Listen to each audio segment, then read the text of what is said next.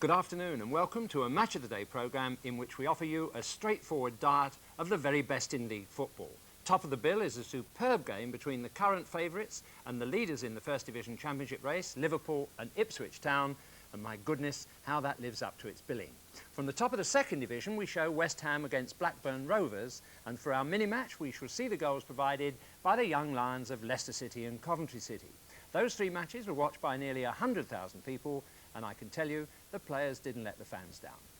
In fact, crowds this weekend, although again down compared with last year, were the best for 5 weeks. The major news today, though, concerns Andy Ritchie's decision to join Brighton, the blow to England for Wednesday's World Cup match in Romania, and the decision of Norwich to allow Manchester City to interview John Bond for the vacant manager's job. John joins us live from Norwich. For the uncommitted, there was only one place to be yesterday, and that was at Anfield for unquestionably the match of the season so far between last season's champions Liverpool and the current league leaders Ipswich Town. Your commentator from a packed house, John Motson.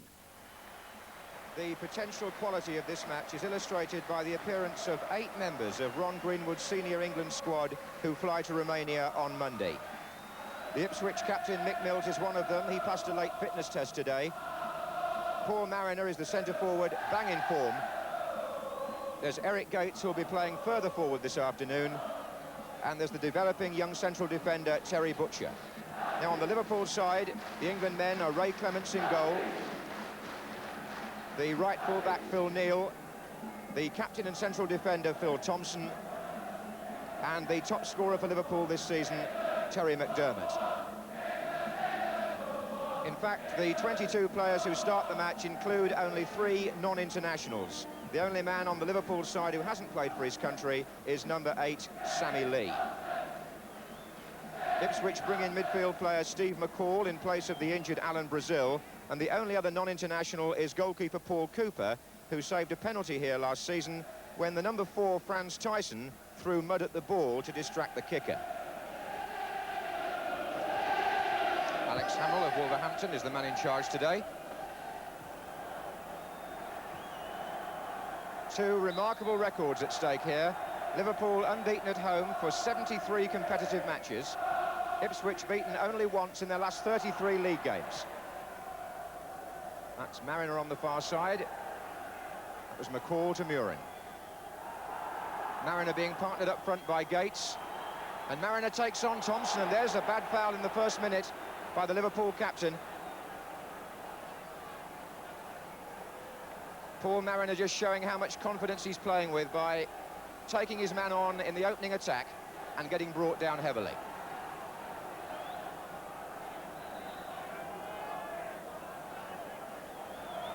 Taken by Mills.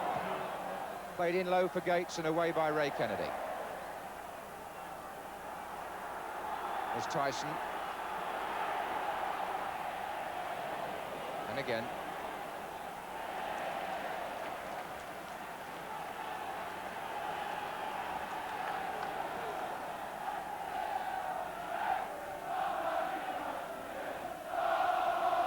Osman. Mariner's header.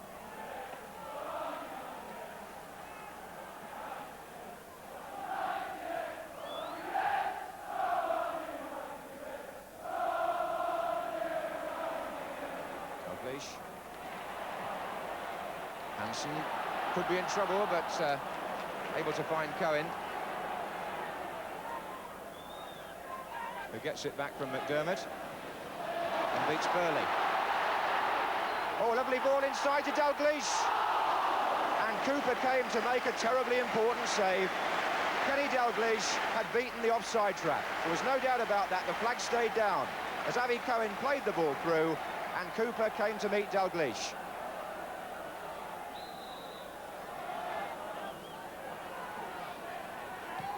In by Cohen, and Cooper flapped a little bit. Here's McDermott. Hit Burley. McDermott again. Out to Lee.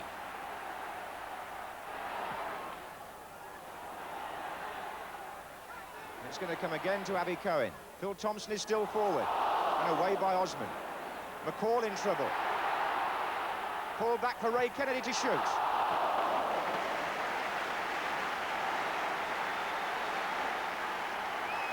Fierce attacks from Liverpool, but Ipswich repel them both.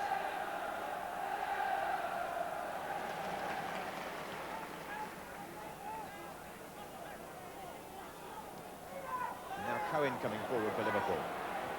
Oh, and a great run by Terry McDermott. Cooper's there again. The second time the goalkeeper has saved Ipswich with only 16 minutes gone. And what a brilliant run through by Terry McDermott. And Avi Cohen is playing some lovely passes from the middle of the field. That's the second time Cohen has put the ball through like that. Beautifully judged. And Cooper came again, and once more he was the winner in a 1-against-1.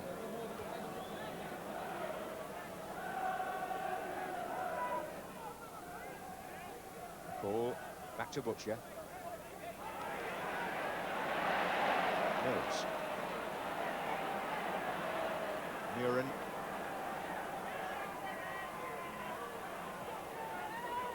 Burley's made a good run from right back. This is Mills, the left back, on the ball, and that's offside against Ward.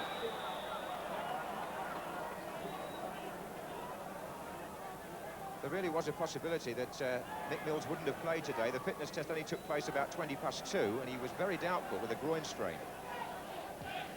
Another good ball from Avi Cohen. Johnson's header back to Dalglish. Sammy Lee making a run inside. Still Dalglish. Johnson driven across. Oh, here comes Phil Neal. What a shot!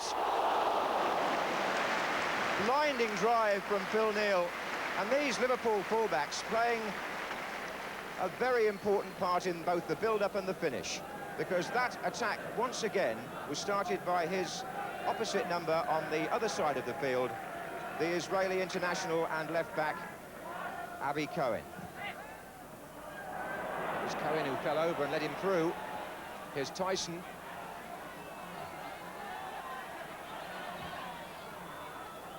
Oh, Walk is there. What a fine save by Ray Clements. From the top scorer among First Division players this season, John Walk, who's got 12 already, including European games. He met that with the header, scored with a header last week against Leeds, and this week saw Clements turn it over. Played short to Gates. Back again with Muren. Ooh, and that was off Johnson, but it didn't matter because there was an offside flag up anyway. And here's Phil Neal. There goes Dalglish with Butcher. Meant for Lee, but played in the end behind him.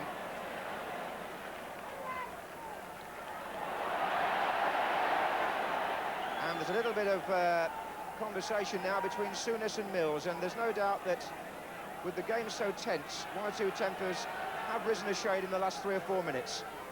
But what a great save by Ray Clements. One of the reasons he's such a good goalkeeper is he can be out of action for so long and then react with a save like that when he is called upon. Muren to McCall, and Ipswich have got 2 men in great positions in the centre, and here comes Mariner with a great chance, and Cohen is there. Paul Mariner with the first clear break for Ipswich through the middle. Played to him first of all by McCall, and Mariner, wanting to make sure, allowed Avi Cohen to make the timely tackle.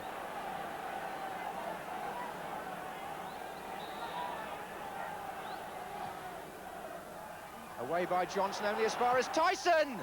Oh, it's there! And Franz Tyson scores the goal that puts Ipswich ahead against the run of play. David Johnson headed out the corner from Nick Mills, and Tyson drove it low past Ray Clements. And so what a week it's been now for the Dutchman. Tyson made a goal for Muren on Wednesday, scores today on the ground where he was involved in that strange incident over the penalty last year. And Liverpool with McDermott on the counter. Lee, Souness. It hits Lee. It comes to Kennedy. And now to Cohen. And now to Lee.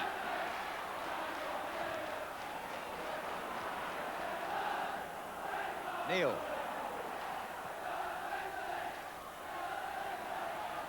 So the First Division leaders take the lead, and Liverpool Unusually for them, a goal down at home. The scorer, Franz Thijssen, who would have played for Holland tonight against West Germany in Eindhoven had he not been playing for Ipswich today. That's Osman, stretching Liverpool again.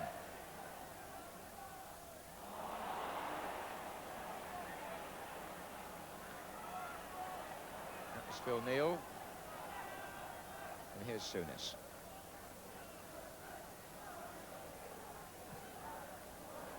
Struck Gates.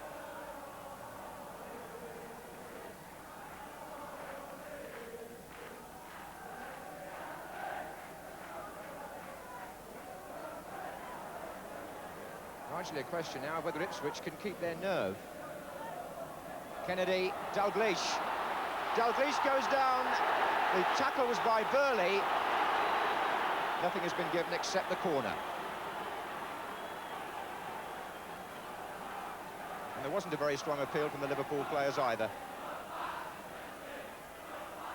It's left Dalglish hobbling though.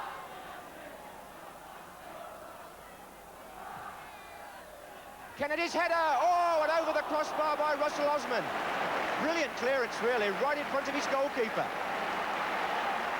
Ray Kennedy had the header, that was powerful enough, but Osman reacted so well. And a wasted corner by Dalglish of all people. Well, they're talking a lot about Terry Butcher, but this lad alongside him, Russell Osman, is surely a future England player as well. He's in the B squad for next week.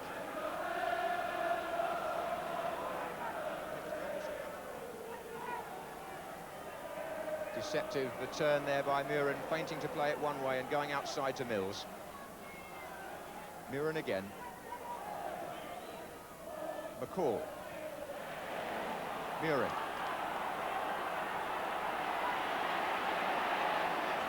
Oh, that was beautifully done. Osman. Mills.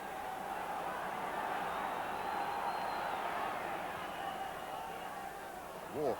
Gates. Gates.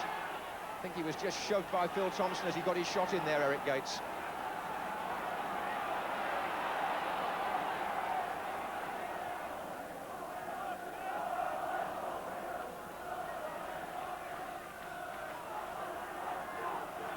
Souness.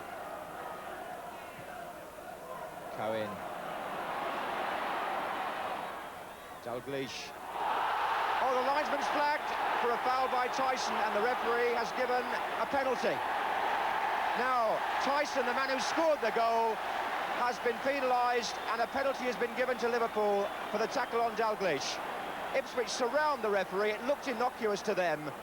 The linesman actually, in my view, made the difference there. He flagged. And Alex Hamill looked across, he saw the flag, and he pointed then to the penalty spot. Mick Mills trying to make the protest, but also calm the others down. And don't forget what happened last year when McDermott's penalty was saved here by Cooper. And Thijssen, strangely, the man who threw mud at the ball that day, has given this one away. Now, bear in mind as well that Cooper has saved 8 out of the last 11 penalty kicks he's faced. Will he make it 9 out of 12, or will McDermott score? It's a fascinating personal battle, this one. Never mind its significance in the match.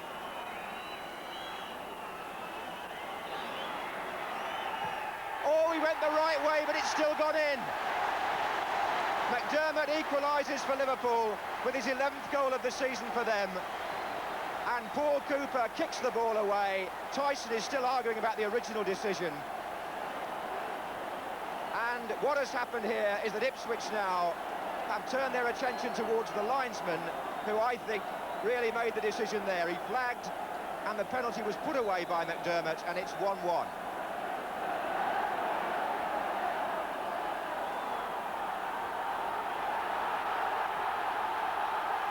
So what a match now.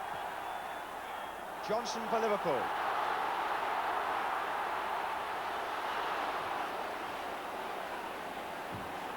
Butcher to Muren. And all this is happening, incidentally, on a day when this match is being shown on Dutch television, so they'll have plenty to talk about in Holland after what's happened to Thijssen here. Here's Muren, the other Dutchman. Souness. Dalglish. And Tyson, just for a minute, has lost his head rather. He shoved Dalglish there. Bitter reaction to what's happened. Burley.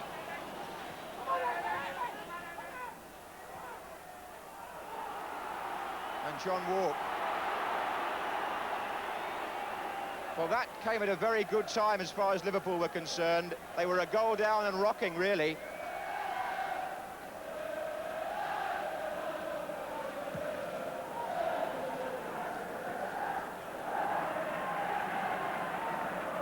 McCall for Ipswich. Nicely.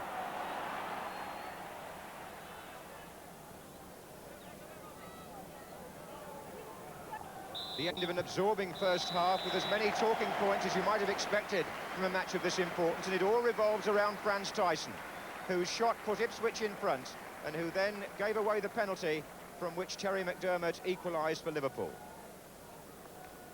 So a half-time score between the teams first and second in the table before the match. Liverpool 1, Ipswich Town 1. And unveiled at Anfield this afternoon, a painting from which a limited edition of prints are being offered, showing Liverpool celebrating their 12th championship success at Anfield at the end of last season. So it should be set up for a cracking second half, with Liverpool now attacking the Kop end. Score last season in the corresponding fixture was 1-1, and that's where we stand at the moment today. Mick Mills. Lee. Dalglish back to Neil. There goes Johnson. Butcher's tackle. Corner.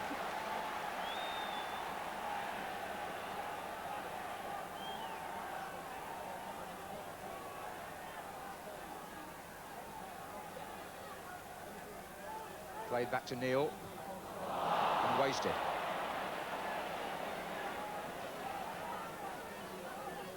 Neil was hoping to impress today because with Viv Anderson out of the England squad, the choice of the England right-back must surely be between Neil and the man on the opposite side, Mick Mills. Here's Walk.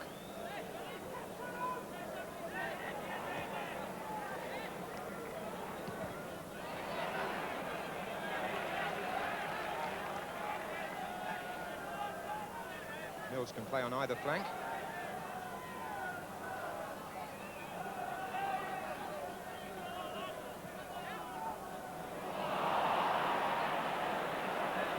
Russell Osman coming out of defence.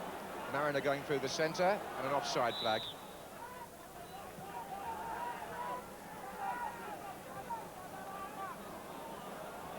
So Neil now for Liverpool. Thompson. Ray Kennedy well forward in this attack, leaving space on the left flank for Abby Cohen to come forward. And he finds Hansen.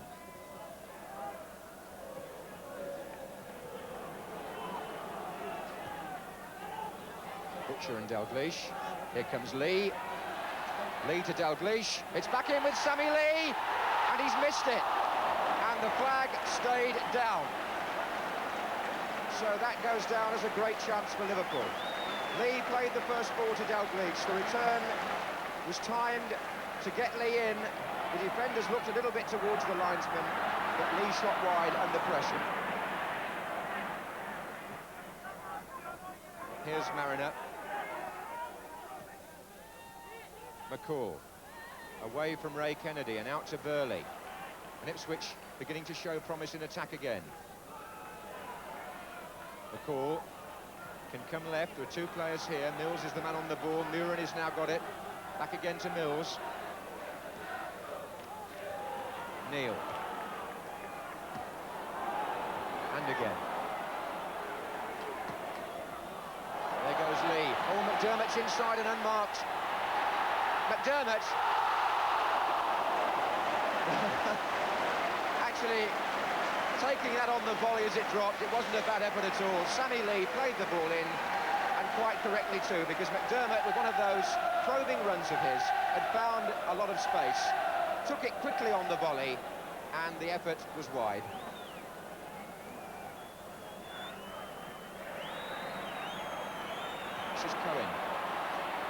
McDermott. Oh, he only pulled it back as far as Walk, and he gave it to Lee. And this is Souness. And now it's wide to Phil Neal. Lee again. Souness. Johnson. Kennedy. Cohen. And McCall there again. Hansen coming in quickly behind Mariner. Gives it to Sammy Lee. Hansen wants it played back in. And the door was shut by Arnold Muren. Gates. That's a lovely ball by Gates. What a developing player he's proved to be this season. This is Burley. McCall. Walk. Mills.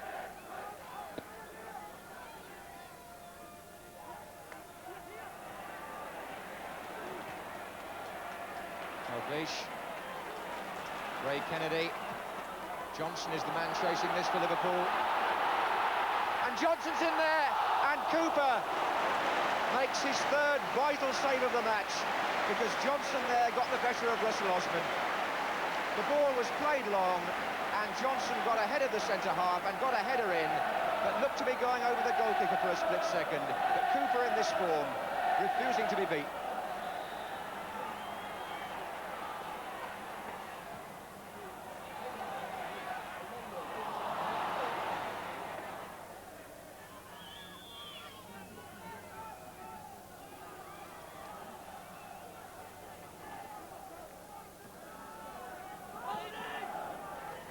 Mills. Souness. Tyson. Muren. McCall. Osman. Ipswich are developing into the sort of passing side now that Liverpool have sometimes been described as, although that was one of their poorer passes by Abby Cohen. Giving away a corner. It's because Ipswich have been stringing some good passes together that they've managed to have a say in the territorial side of this match. There are 20 minutes to go, and Mills will take the corner.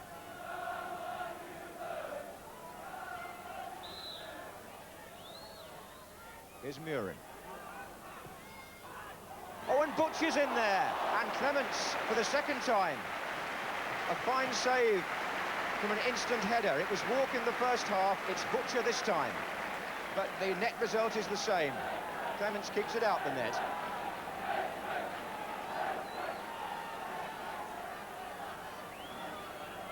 Gates, Mills.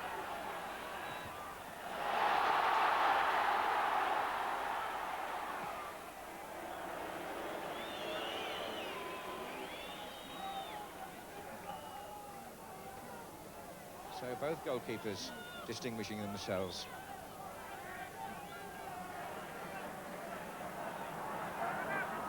And the pass to Burley.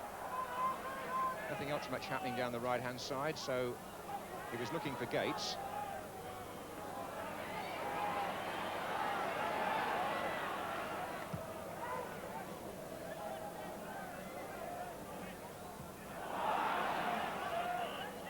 Kennedy. Easy one for Mills to head away. Gates back to Tyson. That's Hansen to Neal. Oh, and it's put Ray Kennedy through.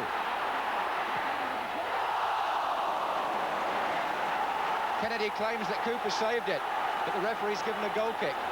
And that happened because Russell Osman went to mark Kenny Dalglish, and the ball went just over his head, and there was no defender in the space behind. Ray Kennedy went on, cracked it with his left foot over the bar. He claimed that Cooper touched it. The referee said not. And that's the reason for the little joke there between two old friends, Cooper and Johnson, who used to be in the same Ipswich team. Match being watched by the biggest crowd of the season at Anfield. 48,084. So the two records that we mentioned at the start are still intact. Liverpool extend their unbeaten home run to 74 matches overall, and Ipswich have been beaten only once in their last 34 league games and are unbeaten in the First Division this season. Franz Tyson involved in the two goals that came in the first half, and in the second half the two teams matching each other in every department, which is why we had a final score here at Anfield of Liverpool 1, Ipswich 1.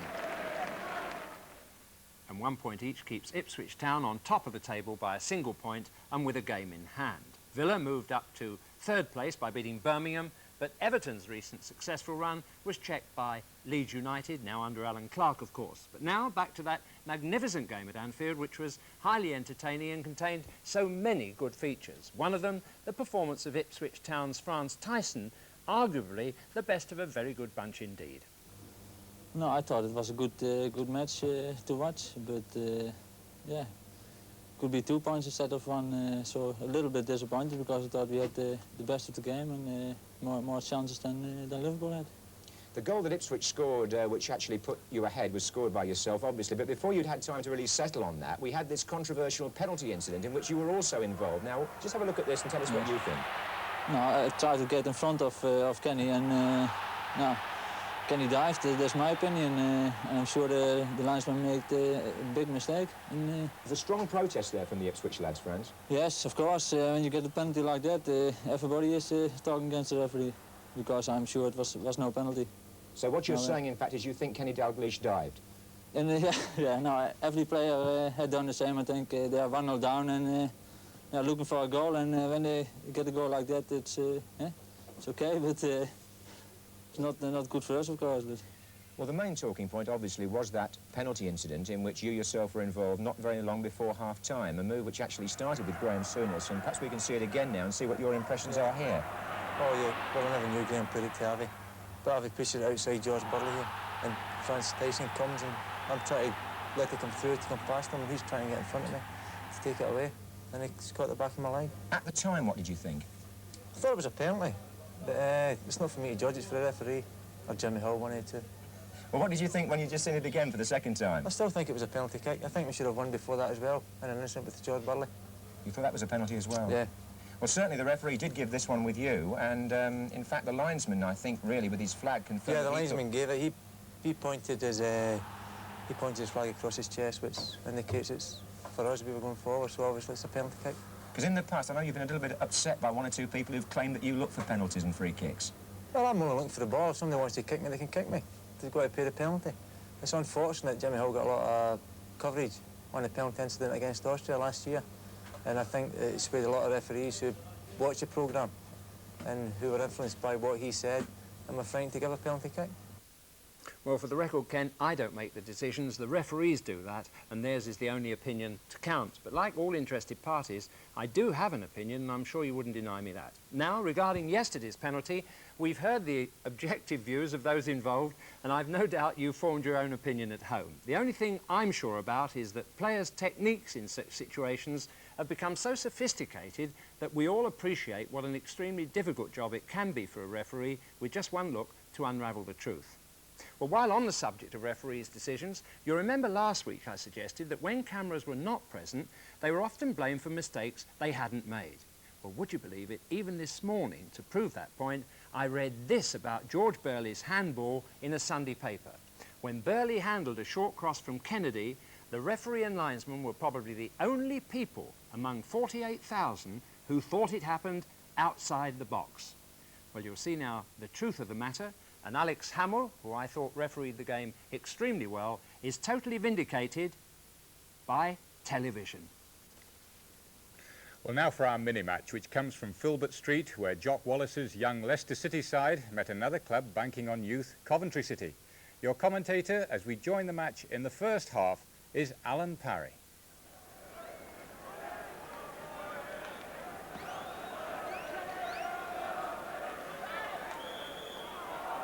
And Wilson pushing Jerry Daly in the back as he climbed for that high ball.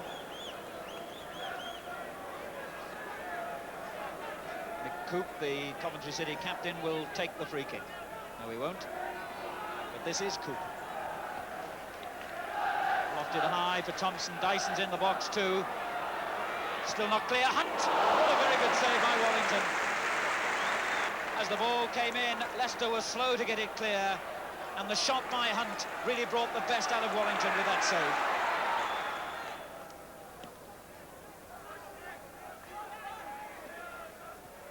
Coop and Smith, and it was the Coventry man who got it away. Smith for Leicester. Finds Henderson.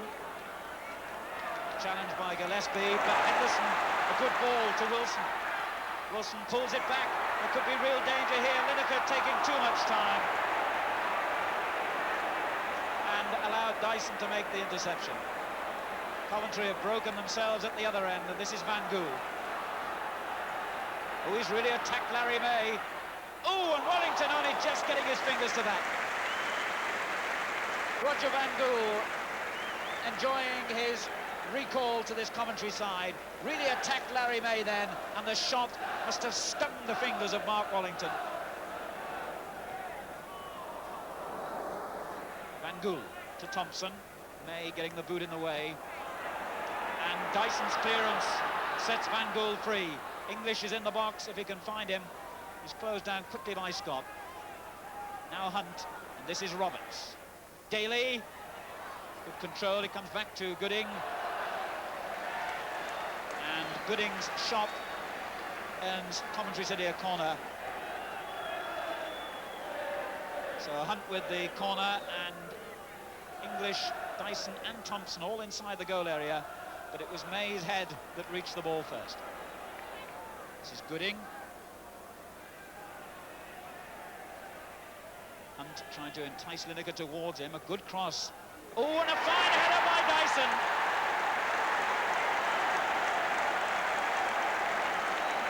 Paul Dyson meeting the ball beautifully. But what a fine piece of play by Hunt on the left. He enticed Lineker towards him, and the cross was so accurate. Dyson meeting the ball very, very firmly. The header beyond Wallington's reach, and Coventry City go 1-0 up. This is Goodwin. He's got Buchanan and Smith in the middle, but Roberts making it difficult for him at the expense of a corner.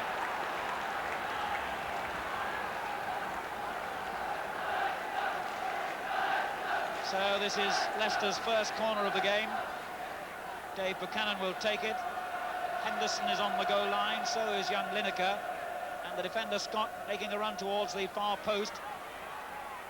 Ooh! Good goalkeeping by Seeley.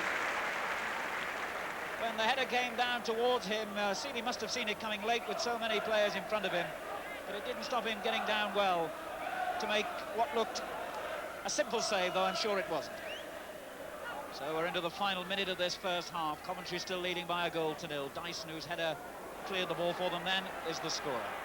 Henderson to Wilson, a good ball. Lineker coming round the back.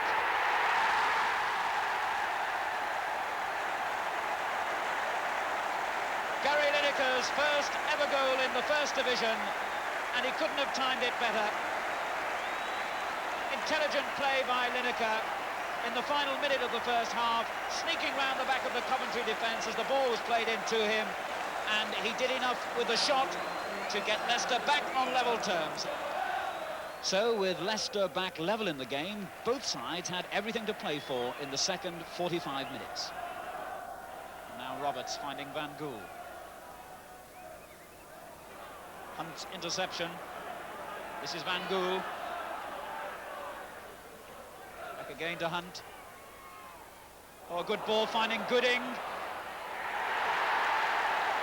And what a lovely incisive move by Coventry. Ray Gooding finishing it off. Hunt and Van Gool involved in the movement too. The ball stroked through to Gooding, and Leicester will want to know where the marking was. Gooding, all alone, had the relatively easy job of giving them a 2-1 lead.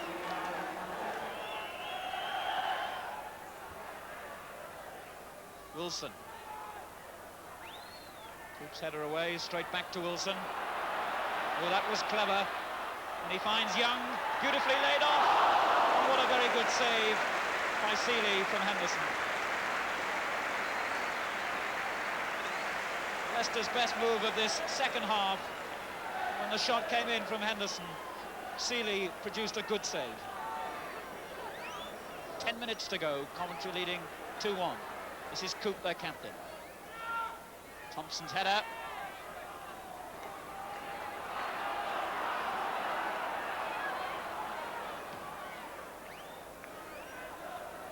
Gillespie meeting the ball cleanly. Williams back into the penalty area though, and Henderson!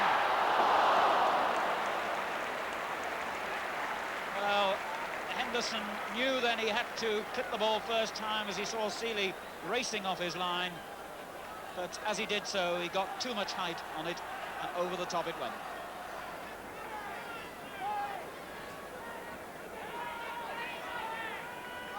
Now Van Gool. Coop. This is English. Coop onto Daly. Gooding finds English, who's onside. And what a superb piece of finishing by Tom English.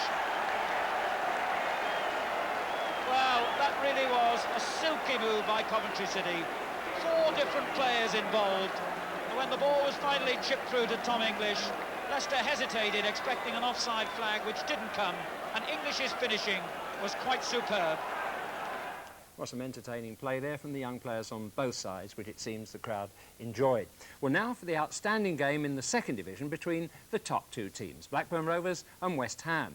And not surprisingly, it's another full house. Your commentator at Upton Park is Barry Davis. Well, the second division match of the day is greeted by a fine afternoon and what looks like the biggest crowd at Upton Park this season. And the home supporters are boosted by the return to the team of Paul Goddard, who's recovered from a knee injury. But the West Ham lineup shows the continued absence of Trevor Brooking, out for the 3rd consecutive time because of a groin injury. But even so, West Ham, since losing their opening fixture here, have gone 9 matches without defeat, 6 wins and 3 draws in the league.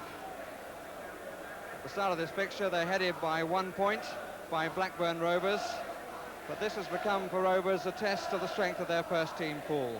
Their team is exactly that which lost for the first time in the league at Sheffield Wednesday last Tuesday, and that means a second game for 18-year-old Paul Constive. But it also means the continued absence of the player-manager Howard Kendall, of Duncan McKenzie and of Mickey Sprate. Howard Kendall this afternoon will know how most managers feel as he has to take his position on the bench. And the referee this afternoon is Gilbert Knapline of Salby in Leicestershire. Billy Bonds, the skipper, has a young lady for company this afternoon, Michelle Leslie Long, age 13, the West Ham United mascot. And the 2 managers are joined among the spectators by a man who certainly knows his way around Upton Park, being the manager, Ron Greenwood. So with a good, healthy roar, we're underway, with West Ham attacking the goal to our right, or put it another way, defending the goal to our left, as we look for the first time at Phil Parks.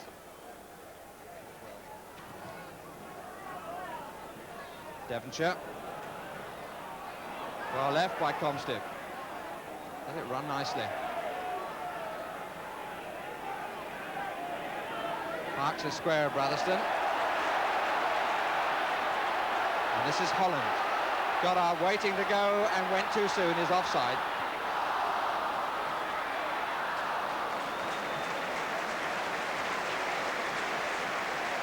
Well, he and the goalkeeper were having a game of their own. There's no doubt that Paul Goddard was called offside.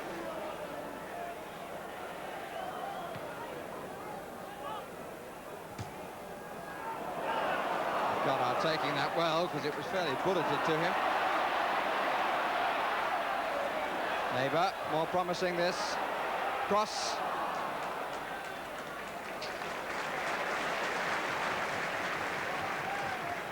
Cross on the end of it, and Jimmy Neighbour showing one means of beating an offside trap if you can get behind it. Pull back, you're never going to get an offside decision given against you.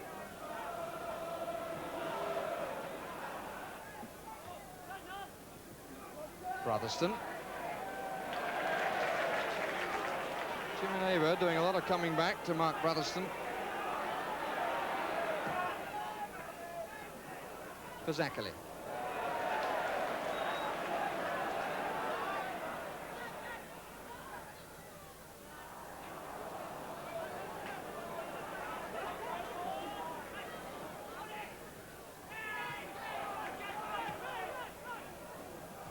Cross, nice touch, Pike.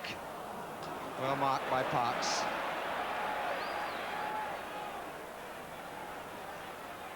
Devonshire. Pike again gets free. Goddard. Oh, an interesting placement of the ball by Pike. Instead of playing it forward, he played it back. There are 4 defenders who in fact found themselves a bit stranded, and Goddard did well to turn but couldn't find the accuracy of shot.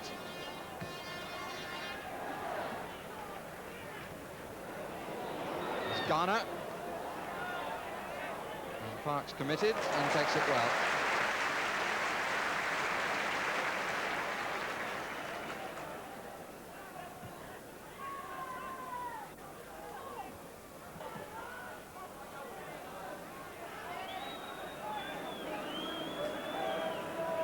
Seems possible that in this month last season, Kankid and his team were in 21st position in the 3rd division. 1 win in the first 10. In fact, only 8 in the first half of the season, but 17 in the second half got them up.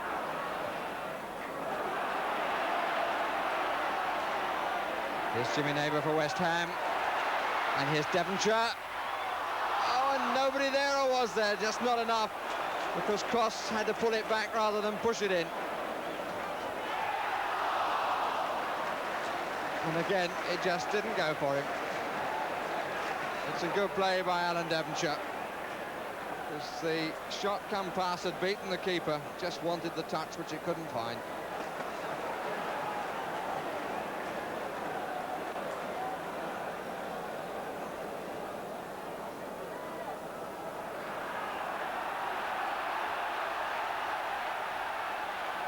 Bonds. Devonshire. He's caused more trouble when he's come to this right side than he has when he's been on the left. And here's Goddard. Caught the goalkeeper in 2 minds. Keeley. De Vries.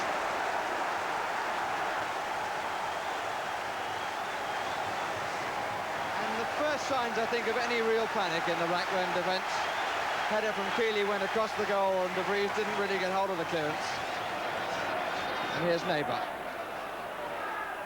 Billy Bonds, David Cross looking for Jeff Pike. Off the line, and fantastically so. It was Parks who got it away, and here's Stonehouse.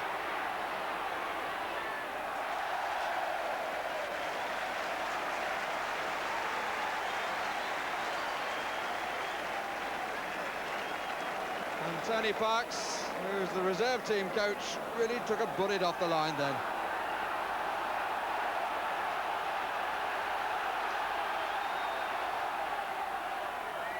Neighbour. Holland. Neighbour.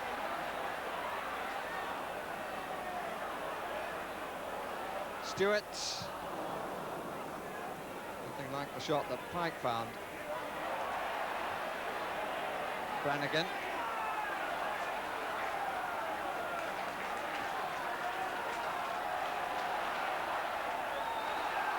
Devonshire.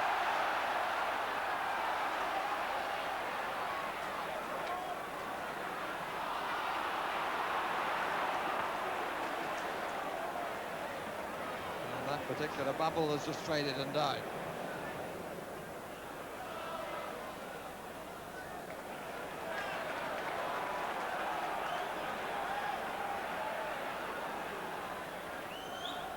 Goddard.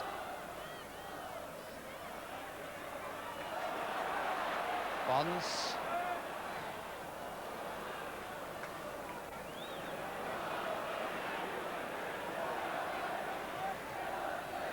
Devonshire coming to take it.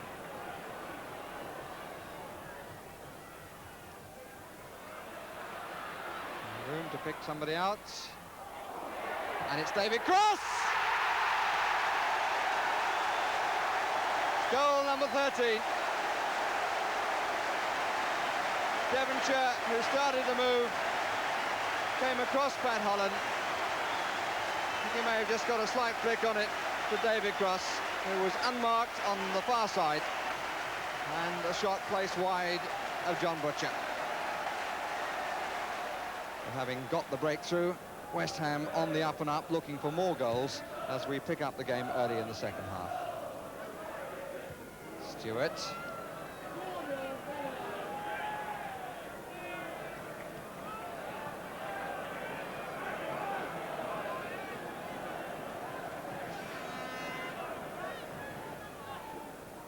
Bonds.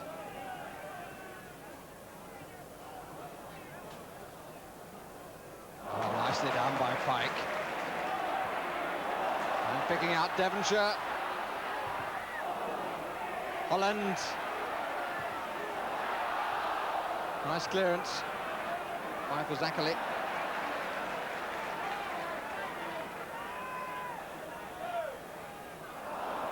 It's a bit short. Martin. Cross, Martin, beautiful return. But not the shot to match the move. Even so, nice play between the two big men.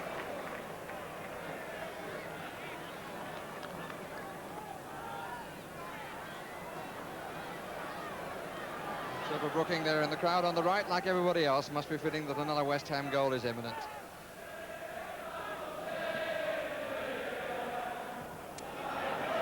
Curious, and Pike shot, and a good save at Cross will get his second. A rather strange clearance, really, by De Vries, set that up. Pike's shot met by a really fine save, but no problem for David Cross to tuck it in.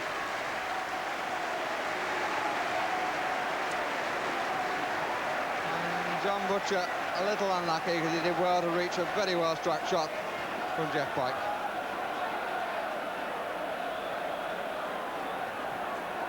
So the goal that's been threatened since the second half started has now come. 2-0 to West Ham.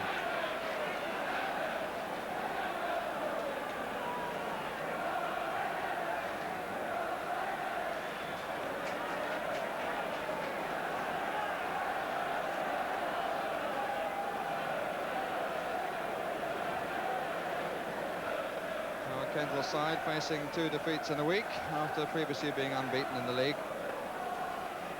Not a result, I think, that will surprise him too much. He's asking a great deal for his somewhat inexperienced lineup today to take on West Ham in full flow.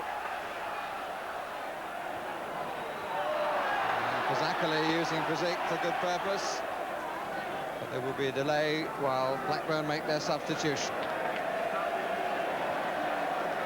And it's Brotherson who's going to go off, and Rathbone who replaces him.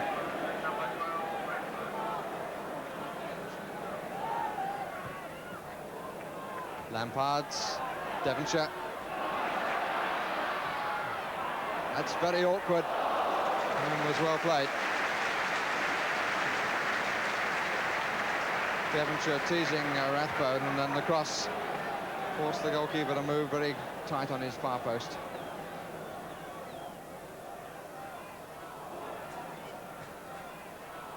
Neighbour. Martin. Good save, but Martin given so much room to direct his header, and it was almost too deliberate, and John Butcher read the intention.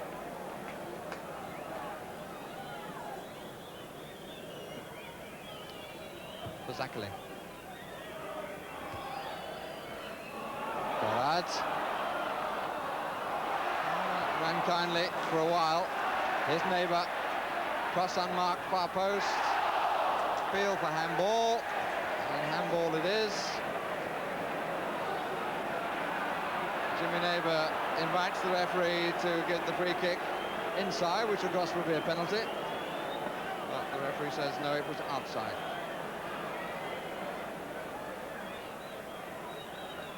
Did a dummy running going as Neighbour and Pike prepare to sort something out. Referee getting the 2-man wall back. Pike takes, and there's Cross, and blocked on the line by both goalkeeper and defender, who was Comstive. Extraordinary. I honestly couldn't tell you which one of those the ball struck. But, David Cross will know that he was denied his hat-trick. Rathbone. Turn by Ghana. Well won by Holland and well controlled. Keeley. Somewhat unorthodox trap. It's a chase for Stonehouse. Good swaying by Martin.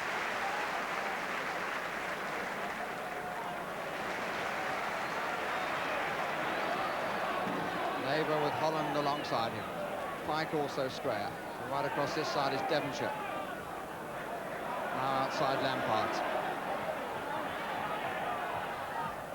Pike has made the diagonal run and has plenty of room to cross this. But it would have been one of those spectacular near-post goals that West Ham over the years have specialised in. Jeff Pike found himself in a lot of space. Coughlin looking for Stonehouse, but the victory is West Ham's. The goals from David Cross in the 41st and the 54th minute, and the leadership of the second division changes hands, with the London side going to the top, watched this afternoon by their biggest crowd of the season of 32,402. Well, as Barry said, as a result of that win, West Ham now lead the second division on goal difference from Notts County, with Blackburn slipping down to third place. The really interesting movement amongst the leaders, though, is Chelsea's dramatic rise to sixth after having taken 11 points from their last 6 matches.